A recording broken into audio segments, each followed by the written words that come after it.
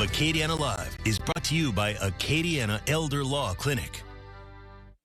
Welcome back. Joining us in studio right now, David Groner of the Acadiana Elder Law Clinic. Thanks for being here with us. It's great to be back, Taylor. It's always great to see you. And okay, this question, I feel like there's a lot of layers to it. Okay, so let's say we have a trust. Would it prevent Grandpa from giving away the estate to a caregiver? What if he wants to change the trustee to a caregiver? So this is this problem actually occurs from time to time. I believe it. And it's what happens is, Taylor, is kids move away. Some move out of state. Some don't see Grandpa as much, or their children don't see him as much. But who's there every day, caring for him and cooking for him, and is their caregiver. And sometimes that caregiver has undue influence on Grandpa, such that Grandpa's convinced that maybe he needs to leave his estate to the caregiver. Yeah. Well, you can imagine the litigation that occurs when that happens.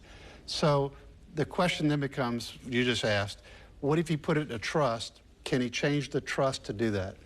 Well, it's going to depend on the careful drafting of the trust by the attorney who drafts the trust. Yeah. When I draft a trust, I never allow or unless they insist on it, but when we're initially drafting the trust, I put that any changes have to be to descendants, according to Louisiana law, of the creator of the trust. In other words, you can't just give it to an outside person. That's the first thing. The second part of your question, though, so that takes care of that.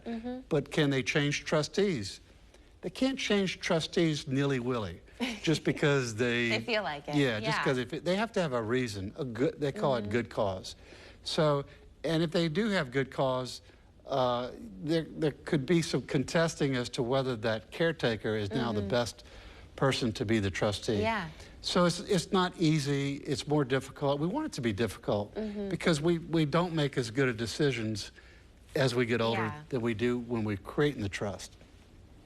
So we try to avoid that, but since it does happen, it's something we need to look out for, and the family needs to be aware of. I'm glad that we tackled this today, because it does happen, unfortunately. Yep. And we need people like you to educate us on what to do. And there's workshops that you host, so people can come and ask these questions. We do. And when we have these workshops, a lot of people will tell us their own personal experiences and what they've gone through.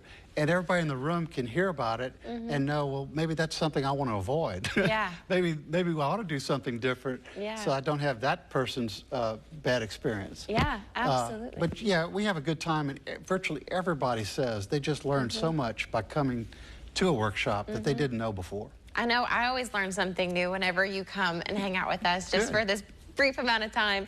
David, as always, thanks for being here. Great to be here, Taylor.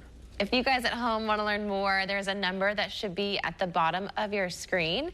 Give that number a call. David's office ladies will take great care of you and let you know when the next workshop is. We'll also put this on our website, klfy.com. We'll be right back after this.